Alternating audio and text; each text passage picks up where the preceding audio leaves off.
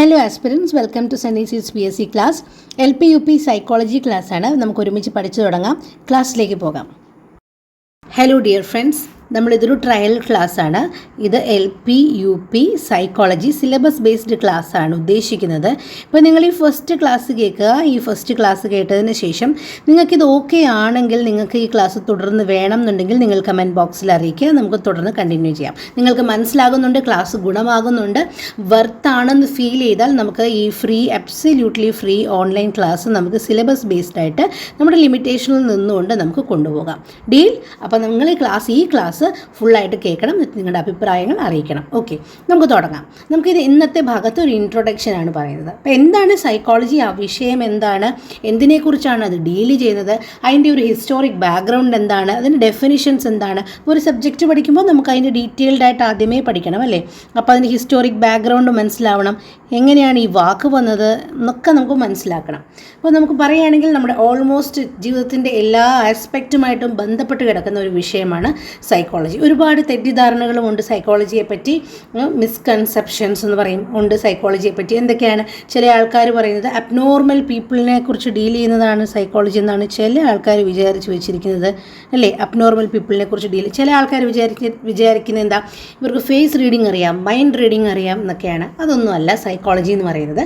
അപ്പോൾ ഈ വിഷയം എന്താണെന്നുള്ളത് ക്ലാരിറ്റിയോടെ നമുക്ക് മനസ്സിലാക്കേണ്ടതായിട്ടുണ്ട്. ഇതിൻ്റെ ഒരു ഹിസ്റ്റോറിക് ബാക്ക്ഗ്രൗണ്ട് മനസ്സിലാക്കണം, ഇതിൻ്റെ പെർസ്പെക്റ്റീവ്സ് മനസ്സിലാക്കണം, എന്തൊക്കെ മെത്തേഡ്സ് ആണുള്ളത്, എന്തൊക്കെ സബ് ഫീൽഡ്സ് ആണുള്ളത് എന്നൊക്കെ മനസ്സിലാക്കണം. കൂടുതലും മലയാളത്തിൽ തന്നെയാണ് പദങ്ങളൊക്കെ നമ്മൾ ഉപയോഗിക്കാൻ പോകുന്നത്. നമ്മൾ മനസ്സിലാക്കി അത് പഠിക്കാം. ഓക്കെ, അങ്ങനെയാണെങ്കിൽ നമുക്ക് സൈക്കോളജി മനസ്സിലാക്കാം. ആദ്യകാലത്ത് പണ്ട്, അതായത് ഒരു 1870s ഈ സൈക്കോളജിയുടെ ഒരു ഉത്ഭവം എന്ന് പറയുന്നത്. അന്നത്തെ കാലത്ത് സൈക്കോളജി ഫിലോസഫിയുടെ ഒരു പാർട്ടായിരുന്നു, തത്വചിന്തയുടെ ഒരു പാർട്ടായിട്ട് മാത്രമായിരുന്നു ഈ സൈക്കോളജി ഉണ്ടായിരുന്നത്. പാർട്ട് ഓഫ് ഫിലോസഫിയുടെ ഒരു ഭാഗമായിട്ടായിരുന്നു കണ്ടിരുന്നത്. അപ്പം നമുക്കറിയാം ഫിലോസഫേഴ്സിന് എന്താണ് ഇമ്പോർട്ടൻറ്റ്? സോളാണ് അവർക്ക് ഇമ്പോർട്ടൻറ്റ്, ആത്മാവ് അല്ലെങ്കിൽ ശ്വാസം എന്നും പറയുന്നുണ്ട്. അവർക്ക് ആത്മാവാണ് അവർക്ക് ഇമ്പോർട്ടൻറ്റ്. അപ്പോൾ ആദ്യകാലങ്ങളിൽ, അതായത് ഞാൻ പറയുന്നത് 1870s കാലഘട്ടങ്ങളിൽ, അന്ന് സൈക്കോളജി എന്ന് പറയുന്നത് ഫിലോസഫിയുടെ ഒരു ഭാഗമായിരുന്നു.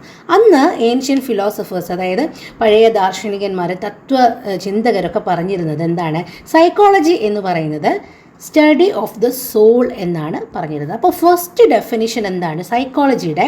ഫസ്റ്റ് ഡെഫിനിഷൻ എന്താണ്? Study of the soul. ഇതായിരുന്നു ഫസ്റ്റ് ഡെഫിനിഷൻ സൈക്കോളജിയുടെ. നമുക്കറിയാം അന്ന് ഫിലോസഫേഴ്സ് ആയിരുന്നത് കൊണ്ടും ഈ ഫിലോസഫേഴ്സിനെ സംബന്ധിച്ച് എന്താ, അവരുടെ ഏറ്റവും വലിയ ഗോൾ എന്ന് പറയുന്നത് സെൽഫ് റിയലൈസേഷൻ ആണല്ലേ. റിയലൈസേഷൻ ഓഫ് വൺ സോൾ, അതാണ് അവർ ലൈഫിൻ്റെ ഒരു മിഷൻ ആയിട്ട് കണ്ടിരുന്നത്. ലൈഫിൻ്റെ ഒരു മിഷൻ ഫിലോസഫേഴ്സിനെ സംബന്ധിച്ചിടത്തോളം എന്തായിരുന്നു? റിയലൈസേഷൻ ഓഫ് വൺ സോൾ ആയിരുന്നു. അതുകൊണ്ട് തന്നെ അവരെന്തായിട്ട് കരുതി? സൈക്കോളജിയെ സ്റ്റഡി ഓഫ് ദി സോൾ എന്നാണ് അവർ പറഞ്ഞിരുന്നത്. അപ്പോൾ ഫസ്റ്റ് ഡെഫിനിഷൻ 1870s തുടക്കം. ആ സമയത്തുണ്ടായിരുന്ന ഡെഫിനിഷനാണ് സ്റ്റഡി ഓഫ് ദി സോൾ എന്ന് പറയുന്നത്. പക്ഷെ നമ്മൾ ഓർക്കണം, അപ്പോൾ ഇതാണ് ഫസ്റ്റ് ഡെഫിനിഷൻ, അതവിടെ നിൽക്കട്ടെ. അപ്പോൾ ഈ വാക്ക് നമ്മൾ പഠിച്ചു, സൈക്കോളജി എന്നുള്ള വാക്ക് നമ്മൾ ഓൾറെഡി പഠിച്ചു.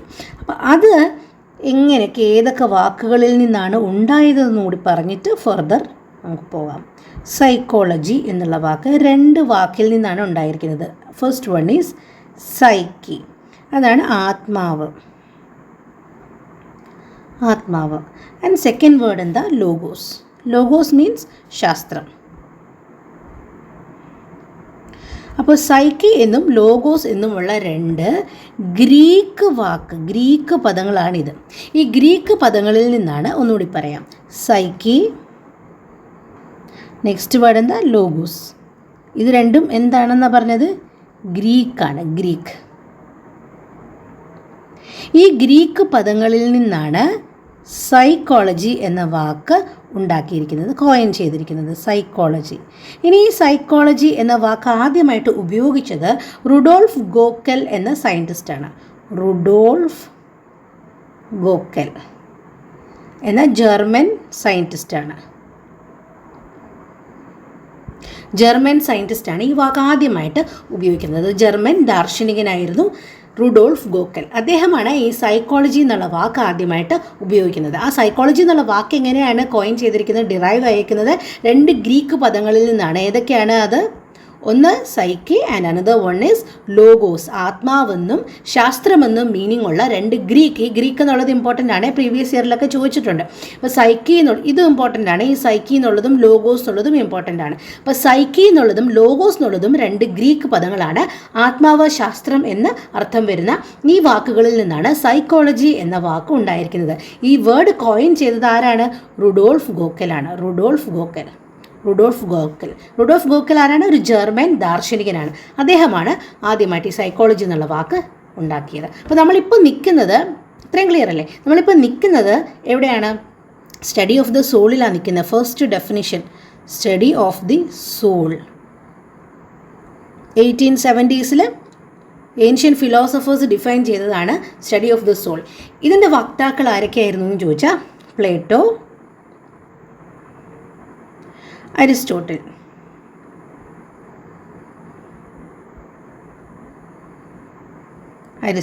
ഇവർ രണ്ടുമാണ് ഇതിൻ്റെ വക്താക്കൾ. അപ്പോൾ നമുക്ക് ഇത് ഓർത്തിരിക്കാൻ പ്ലേറ്റിലിട്ട അരിക്ക് സോൾ ഇല്ല എന്നോർത്താൽ മതി. പ്ലേറ്റിലിട്ട അരിക്ക് സോൾ ഇല്ല, ആത്മാവില്ല എന്നോർത്താൽ മതി.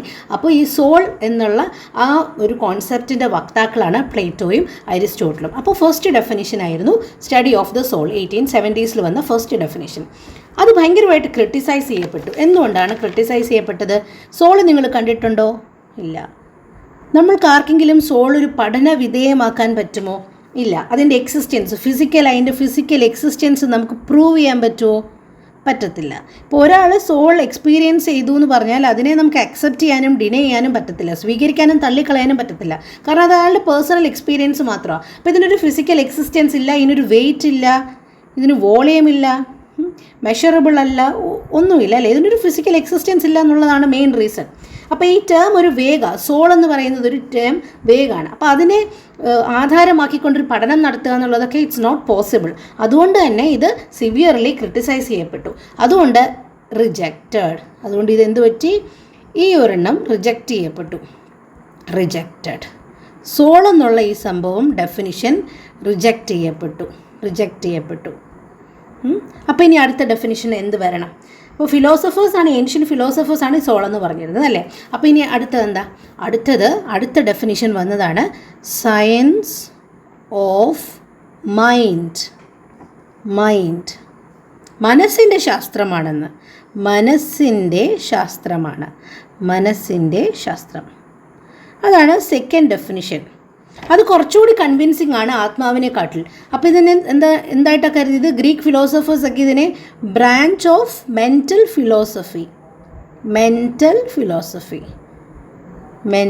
ഫിലോസഫിയുടെ ഒരു ബ്രാഞ്ചായിട്ടാണ് ഇവരതിനെ കണ്ടത്. അപ്പോൾ ഗ്രീക്ക് ഫിലോസഫേഴ്സ് എന്ത് പറഞ്ഞു?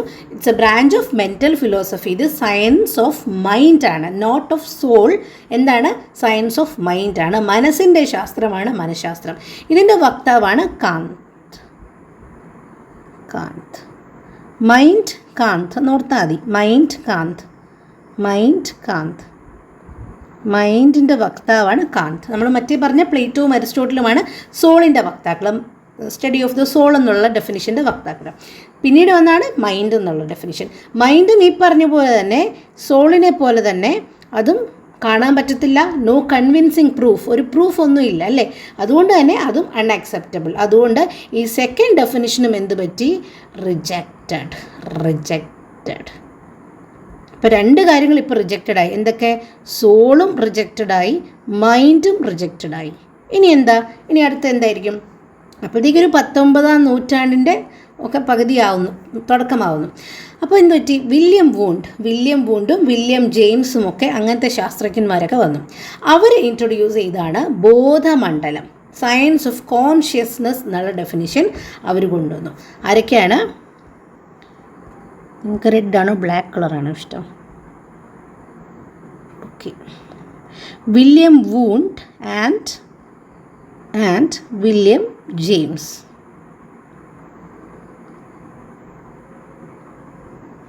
ഇവരെന്താ കൊണ്ടുവന്നത്?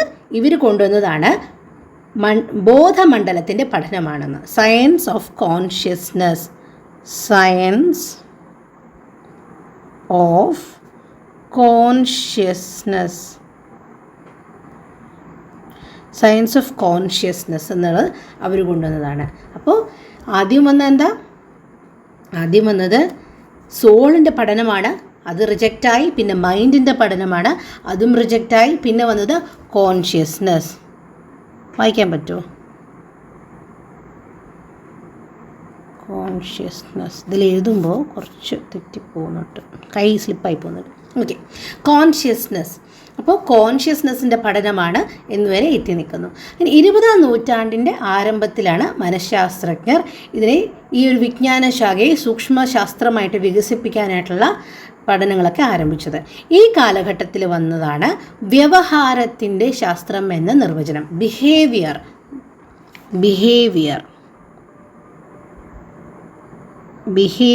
എന്നത് പിന്നീട് വന്നതാണ്. വ്യവഹാരം. അപ്പോൾ മോഡേൺ സയൻറ്റിഫിക് മൈൻഡഡ് ആയിട്ടുള്ള സൈക്കോളജിസ്റ്റുകൾക്ക് ഇതൊന്നും അക്സെപ്റ്റ് ചെയ്യാൻ പറ്റത്തില്ല, കോൺഷ്യസ്നെസ്സും അക്സെപ്റ്റ് ചെയ്യാൻ പറ്റത്തില്ല. കാരണം അതിനും ഒരു ഫിലോസഫിക്കൽ ടച്ച് ഉണ്ട് അല്ലേ. ഈ സോളും മൈൻഡും പോലെ തന്നെ ഒരു ഫിലോസഫിക്കൽ ടിഞ്ച്, ഒരു ഫിലോസഫിക്കൽ ടച്ച് ഉണ്ട് എന്തിനും, കോൺഷ്യസ്നെസ് എന്ന് പറയുന്നതിനും. അതുപോലെ തന്നെ അതിനും കൺവിൻസിങ് പ്രൂഫ് ഇല്ല, അതുകൊണ്ട് തന്നെ അതും അൺഅക്സെപ്റ്റബിൾ ആണ്. അതുകൊണ്ട് തന്നെ അത് ക്രിട്ടിസൈസ്ഡ് സിവിയർലി. വേഗ് ടേം ആണ്. ഈ മൈൻഡും സോളും കോൺഷ്യസ്നെസ്സും ഒക്കെ പറയുന്നത് എന്താണ്, വേഗ് ടേം ആണ്. അതുകൊണ്ട് ഫൈനലി മോഡേൺ സൈക്കോളജിസ്റ്റുകൾ വന്നെത്തിയിരിക്കുന്നത് എന്താണ്, ഇത് സ്റ്റഡി ഓഫ് ബിഹേവിയർ. വ്യവഹാരം സ്റ്റഡി ഓഫ് ബിഹേവിയർ എന്ന് നിർവചിച്ചു. ആരാണ് അതിൻ്റെ വക്താവ്? ജെ.ബി. വാട്സൺ. ഇപ്പോൾ ഫാദർ ഓഫ് ബിഹേവിയറിസം എന്ന് ചോദിച്ചാൽ ജെ.ബി. വാട്സൺ ആണ് ഫാദർ ഓഫ് ബിഹേവിയറിസം. ഓക്കെ, അപ്പോൾ ഇങ്ങനെയാണ് ഡെഫിനിഷൻ്റെ ഒരു പോക്ക്. എന്തൊക്കെയാണ് നമ്മൾ പറഞ്ഞത്? ആദ്യം സോളാണെന്ന് പറഞ്ഞു, അത് റിജക്റ്റഡ് ആയി. കാരണം എന്താ, ആ ടേം വേഗ് ആണ്. അത് പറഞ്ഞത് ഏൻഷ്യൻ ഫിലോസഫേഴ്സാണ്, പ്ലേറ്റോ, അരിസ്റ്റോട്ടിലൊക്കെയാണ്. പിന്നെ വന്നത് എന്താണ്, മൈൻഡാണെന്ന് പറഞ്ഞു, സ്റ്റഡി ഓഫ് മൈൻഡാണെന്ന് പറഞ്ഞു. അതും for the same reason rejected ആയി. അത് പറഞ്ഞത് ആരായിരുന്നു? ഗ്രീക്ക് ഫിലോസഫേഴ്സൊക്കെ ആയിരുന്നു. പിന്നെ വന്നത് ആരാണ് എന്താണ് പറഞ്ഞത്, കോൺഷ്യസ്നെസ് ആണെന്ന് പറഞ്ഞു, അതും റിജക്റ്റഡ് ആയി. പിന്നെ വന്നത് എന്താണ്, ബിഹേവിയർ ആണെന്ന് പറഞ്ഞു. സോ ഫൈനലി നമ്മൾ ഇവിടെ വന്ന് നിൽക്കുന്നു. വ്യവഹാരം, ബിഹേവിയർ എന്ന് നിർവചിച്ചു. ആരാണ് നിർവചിച്ചത്? ജെ.ബി. വാട്സൺ ആണ് ഫാദർ ഓഫ് ബിഹേവിയറിസം എന്ന് അറിയപ്പെടുന്നത്. ഇതിന് ശേഷം ഒരുപാട് മോഡേൺ ഡെഫിനിഷൻസ് ഉണ്ട്. ഇനി ആ മോഡേൺ ഡെഫിനിഷൻസ് എന്തൊക്കെയാണെന്ന് നമുക്കൊന്ന് നോക്കാം. ഓക്കെ, ഇപ്പോൾ മോഡേൺ ഡെഫിനിഷനിൽ പറയുന്നത്, നമുക്ക് 1-2 ഡെഫിനിഷൻസ് ഒക്കെ പഠിച്ചു വയ്ക്കാം. ഒരുപാട് ഡെഫിനിഷൻസ് ഉണ്ട്, ചിലതൊക്കെ ഒന്ന് പഠിച്ചു വയ്ക്കാം. റോബർട്ട് എ ബാരൺ, ഒരു പേരാണ് റോബർട്ട് എ ബാരൺ പറയുന്നത് എന്താ, നമ്മൾ എവിടെ വരെ എത്തി നിൽക്കുന്നത്? ബിഹേവിയർ ആണെന്ന് വരെ എത്തി നിൽക്കുന്നത്, വ്യവഹാരം ആണെന്ന് വരെയാണ് എത്തി നിൽക്കുന്നത്, സ്റ്റഡി ഓഫ് ബിഹേവിയർ വരെ. റോബർട്ട് എ ബാരൺ പറയുന്നത് എന്താ, മാനസിക പ്രക്രിയകളെയും വ്യവഹാരങ്ങളെയും കുറിച്ചുള്ള പഠനമാണ് മനഃശാസ്ത്രമെന്ന്. അതായത് കോഗ്നിറ്റീവ് പ്രോസസ്സും കൂടി ആഡ് ചെയ്തു. കോഗ്നിറ്റീവ് പ്രോസസ്സ്, മാനസിക പ്രക്രിയകൾ,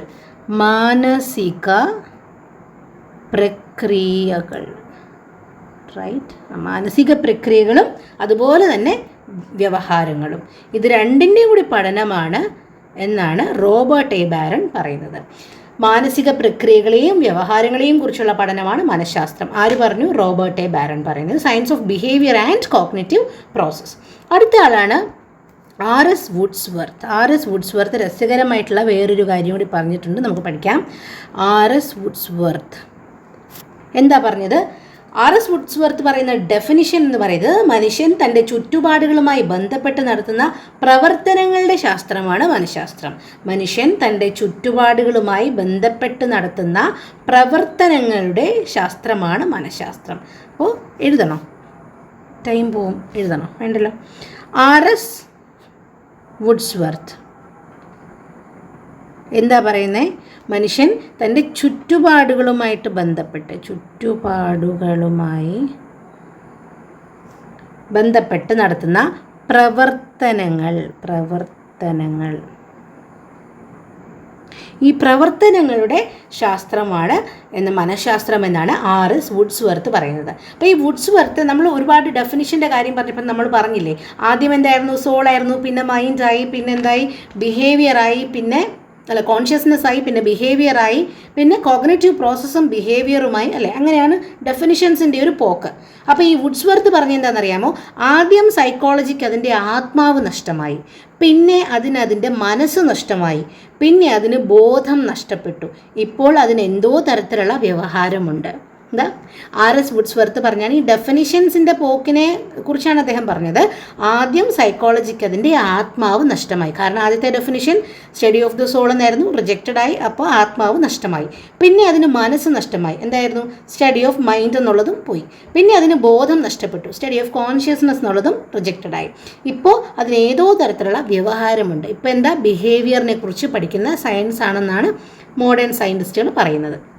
അപ്പോൾ ഇതാണ് നമ്മുടെ ഒരു ഹിസ്റ്റോറിക്കൽ ബാക്ക്ഗ്രൗണ്ട് എന്ന് പറയുന്നത്. ഇതിനകത്ത് നമ്മൾ സൈക്കോളജി എന്നുള്ള വാക്ക് എങ്ങനെയാണ് വന്നതെന്ന് പഠിച്ചു. സൈക്കി ആൻഡ് ലോഗോ എന്നുള്ള 2 വാക്കുകൾ, അത് എന്ത് വാക്കുകളാണത്, ഗ്രീക്ക് പദങ്ങളാണ്. ആ ഗ്രീക്ക് പദങ്ങളിൽ നിന്നാണ് സൈക്കോളജി എന്നുള്ള വാക്ക് കോയിൻ ചെയ്തിരിക്കുന്നത്. ആരാണ് ആദ്യമായിട്ട് സൈക്കോളജി എന്നുള്ള പദം ഉപയോഗിച്ചത്? റുഡോൾഫ് ഗോക്കലാണ് ആദ്യമായിട്ട് സൈക്കോളജി എന്നുള്ള പദം ഉപയോഗിച്ചത്. പിന്നെ B.F. സ്കിന്നറിൻ്റെ ഡെഫിനിഷനാണ് ബിഹേവിയർ, അതായത് വ്യവഹാരങ്ങളെയും അനുഭവങ്ങളെയും കുറിച്ചുള്ള പഠനമാണ് മനഃശാസ്ത്രം. വ്യവഹാരം പ്ലസ് അനുഭവങ്ങൾ, എക്സ്പീരിയൻസും കൂടി പഠിക്കുന്നതാണ് മനഃശാസ്ത്രം എന്നാണ് B.F. സ്കിന്നറിൻ്റെ. അപ്പോൾ സ്കിന്നറിൻ്റെയൊക്കെ നമ്മൾ അങ്ങോട്ട് പോകെ പഠിക്കാൻ പറ്റും. ക്രോ ആൻഡ് ക്രോ പറയുന്നതാണ് മനുഷ്യ വ്യവഹാരങ്ങളുടെയും മനുഷ്യബന്ധങ്ങളുടെയും പഠനമാണ് മനഃശാസ്ത്രം. മനുഷ്യ വ്യവഹാരങ്ങളുടെയും മനുഷ്യബന്ധങ്ങളുടെയും പഠനമാണ് മനഃശാസ്ത്രം എന്നുള്ളത്. അപ്പോൾ നിങ്ങൾക്ക് ഡീറ്റെയിൽഡായിട്ട് മനസ്സിലായി എന്ന് വിചാരിക്കുന്നു. ഒരു പോയിൻറ്റും കൂടി പറയാനുണ്ട്, അതിനുശേഷം നമുക്ക് വൈൻഡപ്പ് ചെയ്യാം.